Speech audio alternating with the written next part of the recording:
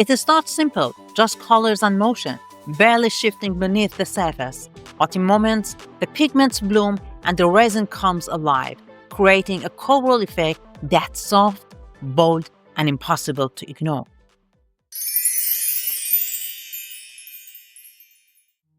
Hello everyone, welcome back to LisinCult, your resin lab where the creativity comes to life. I'm Lida, and today we are diving into the second method for creating that dreamy coral effect. If you missed the first one, be sure to check it out. It uses completely different technique with a stunning result. The link is in the description below. The second method is simple but effective, layering colorants in just the right order to create that soft, blooming coral look. Let's get started. For this experiment, I'm using a middle viscosity resin with a 2:1 ratio, and the mold is 22 centimeters wide, so we need 300 grams of resin mixture, 200 grams of resin, and 100 grams of hardener. To speed things up, I have already prepared my resin mixture off camera. Stir it nicely in one direction and slowly until to get an even mixture. If you are unsure how to measure resin and hardener precisely for a perfect ratio, there is a full tutorial link in the description to guide you through it. Okay, I think it's good. Perfect.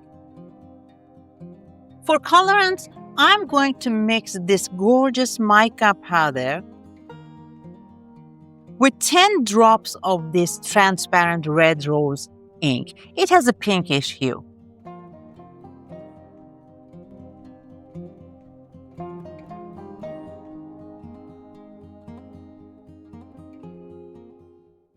Look at the shimmer. So nice. The ink adjusts the mica's density to achieve the effect you want, a smoother flow and richer shimmer. Mix them together until it is smooth and glowing. Now it's okay. Then comes the magic white pigment paste. This is the key ingredient behind most dreamy resin effects, especially blooming.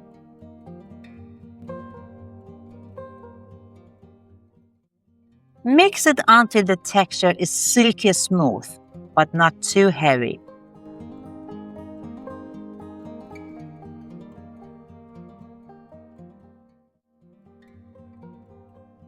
For decorative part, I'm going to use the golden leaves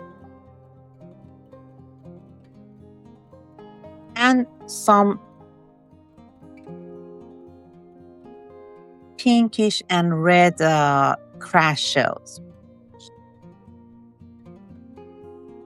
And finally, a pinch of holographic glitter into the clear resin for that extra sparkle.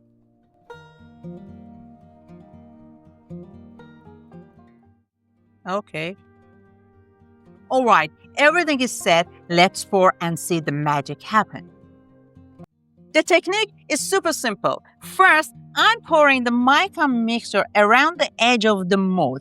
It sets the stage and lets it start flowing inward naturally. Next, I'm pouring the clear resin right in the center, giving the mica space to move and interact. Then, just as the movement begins, I will surprise it with the swirls of white pigment paste in a thin, delicate spiral. This is what gives the coral effect its signature bloom, soft and elegant without overpowering it. And to finish it off, just a small drops of decorative elements right in the center for the perfect final touch. Let's do it!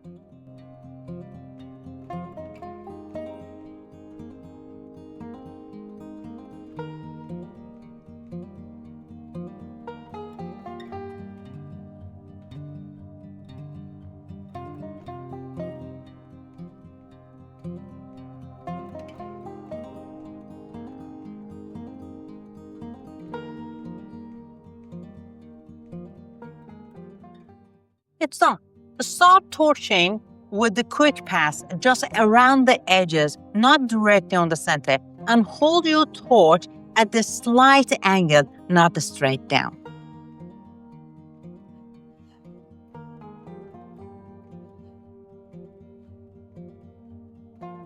If the movement slows, you can occasionally touch the edges just enough to gently encourage the bloom, but don't overdo it. And that's it. If you find this process interesting so far, give it a like, and in the meanwhile, enjoy the time lapse as the bloom slowly unfolds while it cures. See you then.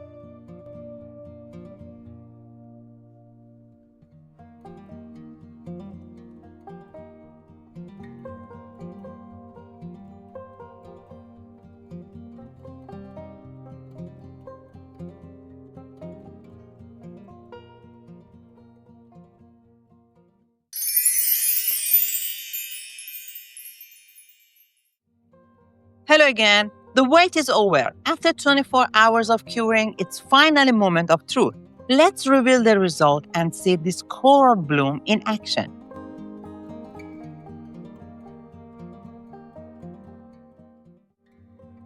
Wow, look at how the second coral technique turned out. Bold, vibrant, and eye-catching. A glowing base of pink mica and rose red ink with the larger, more pronounced blooms than the first method. The white paste with the help from the ink by altering the mica's density create those dramatic blooming effects. And the crushed red and pink shell with gold leaf bring a sparkle and contrast. So nice. Look at it. And if you want it to shine more, just give it a top coat. But honestly, each technique has its own unique beauty. A blooming wort frozen in resin, soft textures, layered pigments, and just a touch of a sparkle.